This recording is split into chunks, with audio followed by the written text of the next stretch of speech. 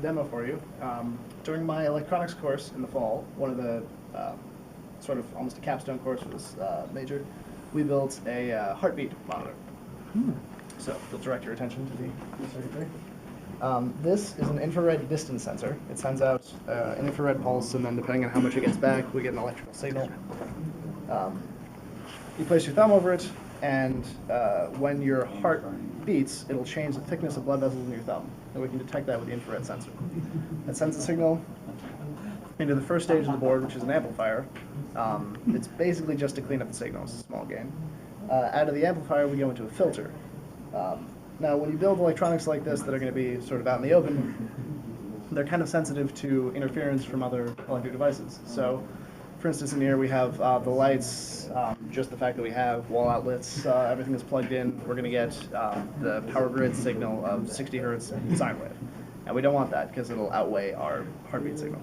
So we filter out anything that's above 10 hertz because your heart is going to beat around 60 times per minute or around 1 to 2 hertz. So we can filter out anything above 10, we'll only get the heartbeat signal. Then we put that through another amplifier with a large gain, something like 220, and that gives us a signal big enough to be read and analyzed on the oscilloscope. On the other side of the board, there's some things for shifting the signal into a range where it can go into a computer, but that's boring. So, does anybody have any questions? All right, well, let's try to get this working. And as I said before, you don't have you don't get the heartbeat, you have a problem. Yeah. There's an old story kicking around that there was an electrical engineering student building one of these. When the teacher came over to look at his signal, they immediately sent him out of class to go to the hospital.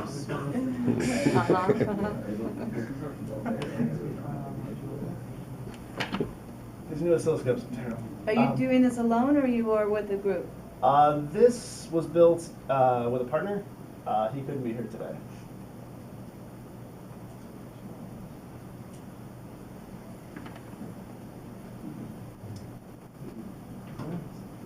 Looks like I might be dead. Oh, there it is. There it is. Oh, that is a wife. There. Anybody know CPR? There we go. So it's a little noisy right now. It's sensitive to the movement of the sensor because there's not a clip to hold the sensor to my finger. So you'll see a little bit of noise. It's just from the sensor shaking, but you can clearly see this. I'm actually going to stop it for a moment. You can see here, if you can see, there's a large peak, and then following it there's a smaller peak because your heart does sort of a two-beat thing. It's loved up. So we have the large one and the smaller one. We can, based on the distance of the peaks, we can tell the heart rate. So it's a little under 1 second, which means I'm a little over 60 beats, a little bit of an elevated heart rate, I get nervous in front of groups. But also, based on the profile, we can actually tell a lot of things about the health of the heart. Because it's supposed to have sort of a very specific shape, and if it doesn't, based on what it is, we can sort of tell what's wrong with it. Any questions? Oh, that's great. Basic. So this project was done as part of the class that you do in this room? Some groups do it in here.